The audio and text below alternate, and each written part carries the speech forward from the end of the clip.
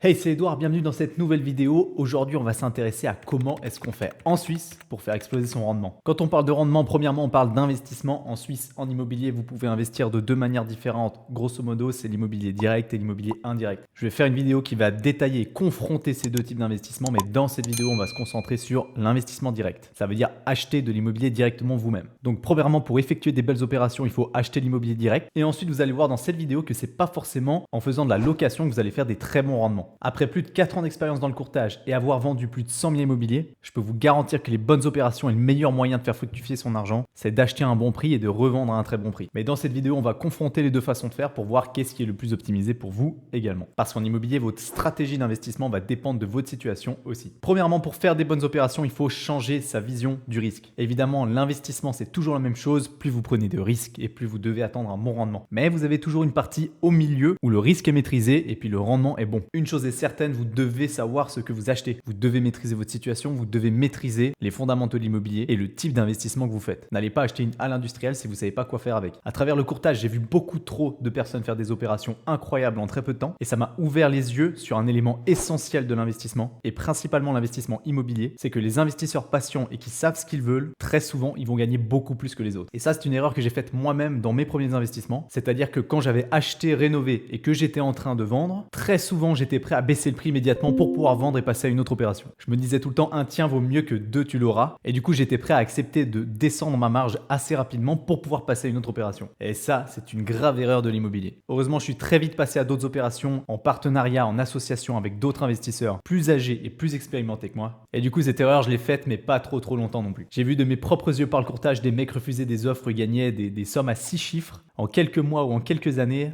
Et très souvent, ils avaient raison. À chaque fois, dans ma tête, c'était la même chose. Je me disais, mais purée, mais ce mec, il est fou, quoi. Il est en train de se faire 200 000 en 6 mois et le gars, il refuse parce qu'il veut les chercher 300, quoi. Et bien souvent, il créait tellement de frustration chez l'acheteur que l'acheteur augmentait la valeur, donc augmentait son offre, ou alors on trouvait un autre acheteur dans les mois qui suivaient. Et ça, pour moi, c'était une révélation. Donc on va s'intéresser principalement à deux types d'investissement, l'investissement pour louer et l'investissement pour revendre. Premièrement, acheter pour louer, qu'on construise ou pas, c'est complètement égal. C'est un petit peu moins optimisé à mon sens pour faire exploser ses rendements parce que vous êtes très limité, mais il y a certains avantages qu'on va voir tout à l'heure. Et ensuite, acheter pour revendre aussi, peu importe qu'on construise ou pas, c'est égal. C'est-à-dire être un promoteur qui construit pour ensuite revendre les appartements ou alors un investisseur qui fait simplement acheter quelque chose pour le revendre plus tard. Et dans ce type d'investissement, vous n'avez pas de limite de rendement. Premièrement, quels sont les avantages et les bénéfices de l'investissement pour de la location en Suisse? C'est certain, c'est le meilleur moyen de se constituer un patrimoine à long terme sûr et simplement. Ça veut dire que acheter pour louer, c'est le meilleur moyen de garantir de un jour devenir vraiment riche et d'avoir un patrimoine étoffé grâce notamment à plusieurs systèmes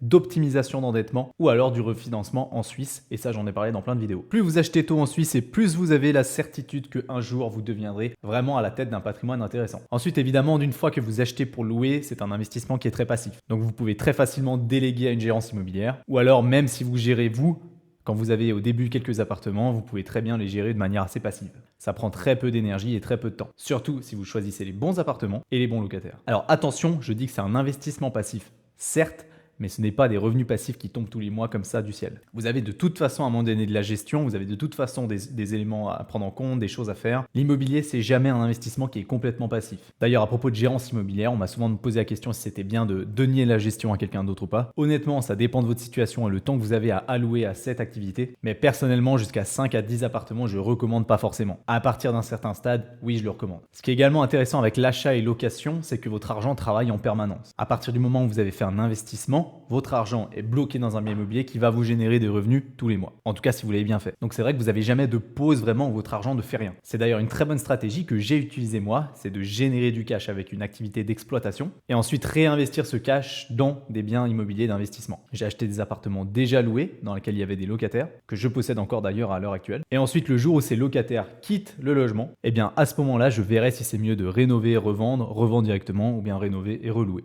Ça, c'est une stratégie assez passive, il y a très peu d'énergie à mettre, très peu de temps à investir, mais par contre, c'est de loin pas la meilleure façon pour faire exploser ses rendements. Et du coup, j'en viens aux risques et aux problématiques de cette stratégie d'investissement. Premièrement, c'est très lent. Comme vous le savez, la Suisse vous demande beaucoup de fonds propres à investir pour faire développer votre patrimoine. Donc évidemment, comme je l'ai dit, vous pouvez utiliser l'effet de levier de la dette et du refinancement en Suisse pour développer votre patrimoine. Certes, c'est vrai. Mais avant d'arriver à un stade où votre patrimoine va travailler pour faire grossir votre propre patrimoine, il vous faudra plusieurs appartements et donc quand même quelques années d'économie à investir dans des appartements qui sont à mettre en location. Sauf si vous avez des deals extrêmement bons et à ce moment-là, vous pouvez utiliser le refinancement plus facilement. Mais disons que c'est pas le moyen le plus rapide de vite générer du cash. Cette stratégie-là, je la vois vraiment comme une constitution de patrimoine. C'est un travail sur la durée et il vous faut une vision à très long terme. Ensuite, en Suisse, comme vous le savez, on a des rendements qui sont pas extraordinaires parce que le risque est très faible. En location, aujourd'hui, vous achetez un appartement centre-ville de Genève ou un appartement centre-ville de Lausanne, vous n'avez aucun risque. Il sera forcément loué et il sera loué cher. Mais vu qu'il est loué cher et vu que vous serez très vite en concurrence avec des gens qui veulent acheter pour eux-mêmes quand vous allez faire l'acquisition, eh bien vous avez des prix de vente qui sont très chers. Et donc des portes d'entrée compliquées et potentiellement des rendements qui ne sont pas incroyables. Maintenant, évidemment, il y a toujours des biens avec des potentiels d'optimisation. Et donc, si vous êtes un petit peu malin ou si vous faites un peu de recherche, vous pouvez trouver des opportunités. Dernier problème, à mon sens, par rapport à la location en Suisse, c'est les contraintes juridiques. Aujourd'hui, dans certains cantons, vous avez des contraintes et des lois qui sont assez restrictives. Vous devez donc être très clair sur les baux à loyer que vous allez signer et la partie légale, il faut la maîtriser. Donc vous pouvez très bien vous faire accompagner, mais ce sera payant. Ou alors vous prenez le risque de ne pas faire les choses comme il faut, mais c'est définitivement pas ce que je vous recommande. Si on s'intéresse cette fois à la partie achat, rénovation, revente ou achat, revente, à mon sens, c'est clairement la meilleure façon de faire développer son patrimoine rapidement. Là, vous allez pouvoir viser des opérations faites en 4, 5, 6 mois, 7 mois avec des plus-values importantes et donc des rendements qui sont explosés sur l'année. L'effet boule de neige est beaucoup plus rapide. Ça veut dire que le cash que vous allez générer, vous pouvez le réinvestir plus rapidement, acheter plus gros et faire plus gros. Donc très rapidement, vous allez pouvoir gérer plusieurs opérations à la fois éventuellement ou alors acheter quelque chose de cher et le revendre très cher. Et honnêtement, c'est dans ces cas-là que j'ai vu des marges de fou. En plus de ça, c'est le meilleur moyen d'apprendre dans l'immobilier. Clairement, quand j'ai commencé à acheter, rénover, revendre, pour moi, c'était une révélation. J'ai enfin compris comment ça fonctionnait de A à Z quand on achetait, qu'on rénovait, qu'on revendait. Comment ça fonctionnait au niveau des travaux, comment ça fonctionnait pour l'assurance, distributeur d'énergie électrique, le notaire, les contacts avec la banque, la négociation du financement, lire les contrats de financement, comprendre les charges de copropriété, aller à l'assemblée de copropriété, gérer les artisans, avoir des idées, négocier pour la vente, trouver un acheteur, signer chez le notaire, ça c'est important. Et surtout, ça m'a appris la patience. La patience dans l'immobilier. Il faut savoir que c'est un domaine qui a beaucoup d'inertie, c'est un domaine très cher où les gens prennent beaucoup de temps pour réfléchir et donc il faut savoir se poser un petit peu. C'était un de mes problèmes au départ, c'est que je n'arrivais pas à accepter d'attendre. Et d'ailleurs, ça m'a coûté, je pense, quelques dizaines de milliers de francs. Dans l'achat-revente, si vous avez très bien acheté, vous avez des rendements qui sont quasiment infinis. Vous pouvez aller chercher des reventes qui sont très importantes. Si vous faites une plus-value à très court terme importante, vous avez effectivement dans le calcul de rentabilité sur l'année, parce que ça se calcule toujours sur une année, une opération très rentable. Pour vous dire à l'heure actuelle, aujourd'hui, et je vais faire une vidéo là-dessus, la moins bonne opération que j'ai faite dans une opération d'achat-revente, elle m'a rapporté 30,8% sur une année. Attention, c'est sur les fonds propres que j'ai investi moi-même. Donc ça reste quand même intéressant. Par contre, évidemment, il y a des risques et puis il y a des problèmes avec l'achat-revente. Premièrement, c'est un véritable travail. Donc ça vous demande de l'énergie et du temps beaucoup plus que pour de la location. C'est clair que c'est moins passif, c'est compliqué de déléguer tous les travaux, ou du moins il faut suivre et faire de la direction de travaux. Il faut mettre de l'énergie dans la recherche de biens, il faut mettre de l'énergie dans la revente. Et donc c'est des opérations qui durent beaucoup moins longtemps, mais qui vous demandent plus d'énergie sur la période de temps qui est dédiée à cet investissement. Ensuite, il faut faire attention parce que fiscalement, il faut bien choisir sa structure. C'est clair que si vous faites de l'achat-revente en nom propre, vous allez très vite être confronté à des impositions qui sont démesurées, et surtout au statut de professionnel de l'immobilier que vous ne voulez pas avoir. Un autre problème avec l'achat-revente, c'est que c'est clair que vous n'êtes pas en train de vous constituer un patrimoine, vous êtes en train de vous faire du travail. Donc ça veut dire que vous allez générer beaucoup plus de rendement, vous allez faire du cash beaucoup plus rapidement. Mais par contre, il n'y a rien de récurrent. Ça veut dire que si vous arrêtez votre activité, vous arrêtez de générer de l'argent. Ce côté passif-là est très important à prendre en compte. C'est-à-dire que d'une fois que c'est loué, que vous avez des revenus qui tombent tous les mois, c'est beaucoup plus simple, de manière sereine, de se projeter pour les mois futurs. Donc l'achat-revente demande de la discipline. Mais si vous êtes discipliné, vous pouvez faire beaucoup plus d'argent et surtout beaucoup plus rapidement. Le gros problème avec l'achat-revente, c'est que si vous n'avez aucune planification financière personnelle, si vous n'avez aucune organisation financière et aucune discipline financière, vous allez vous retrouver à une fois faire 50 000 francs sur une opération en 4 mois et à déglinguer la moitié dans un achat inutile. Si vous travaillez comme ça, effectivement, vous n'allez pas utiliser le potentiel qu'à l'achat-revente pour développer votre patrimoine rapidement. Et enfin, comme j'ai dit tout à l'heure, c'est plus difficile de déléguer. C'est-à-dire que l'achat pour du rendement, vous allez acheter, ça va vous demander de l'énergie. D'une fois que c'est acheté, vous pouvez très bien donner votre appartement à une gérance qui va s'occuper du reste. Et jusqu'au moment où vous allez revendre, vous n'aurez pas grand-chose à faire. Maintenant, dans l'achat-revente, c'est très compliqué de déléguer l'acquisition et de déléguer la revente. Et encore plus les travaux au milieu. C'est-à-dire que vous pouvez faire appel à un architecte, mais il va très vite vous bouffer une certaine marge. Donc, effectivement, ça dépend de ce que vous recherchez. Je pense que c'est très important de mettre une stratégie en place pour définir si ce qui vous intéresse et ce qui vous correspond le mieux, c'est de acheter, rénover, revendre, acheter, revendre ou acheter, louer. Le problème, c'est que si vous faites de l'achat-revente, vous ne pouvez pas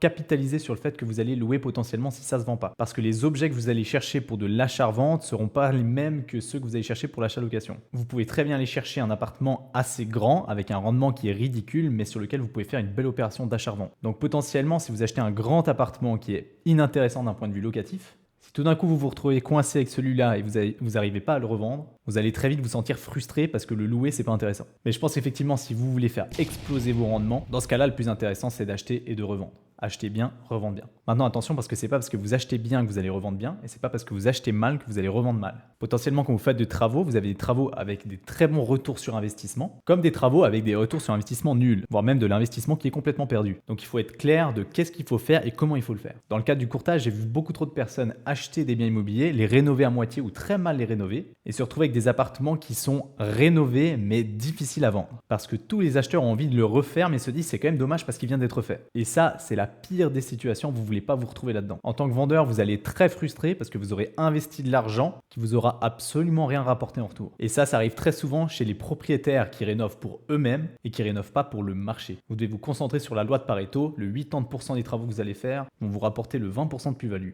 Concentrez-vous sur les petits travaux qui vous rapportent beaucoup. Personnellement, ma catégorie préférée, c'est l'achat-revente, parce que pour moi, c'est clairement le plus intéressant, et c'est ce qui m'a permis de me développer et de gagner en crédibilité très rapidement dans mon métier, dans le courtage. Et en étant courtier, du coup, je sais ce que les gens achètent, et j'ai très vite compris quels travaux il fallait faire pour viser une optimisation maximale. Donc c'est vrai que j'ai jamais perdu sur une opération d'achat-revente, et comme j'ai dit tout à l'heure, la moins bonne rentabilité que j'ai eue, c'était 30,8% sur une année. Maintenant, quelque chose que j'aime pas vraiment faire, c'est de viser de la spéculation. Pour moi, il y a une grosse différence dans les catégories d'achat-revente entre spéculation et puis apport de valeur. La spéculation pure, pour moi, c'est acheter et revendre sans apporter aucune valeur dans le bien immobilier. À ce moment-là, premièrement, vous dépendez du marché et uniquement du marché. Et deuxièmement, vous apportez aucune valeur à la communauté. Ce que j'aime, c'est acheter et faire des travaux en optimisant les travaux. Et là, vous allez chercher une plus-value parce que vous avez apporté de la valeur. Et dans ce cas-là, vous avez rendu service autant à l'acheteur quand vous avez acheté, autant au vendeur quand vous avez vendu.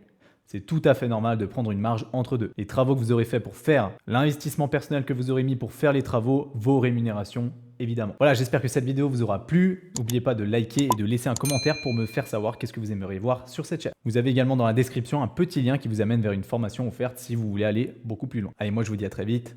Ciao.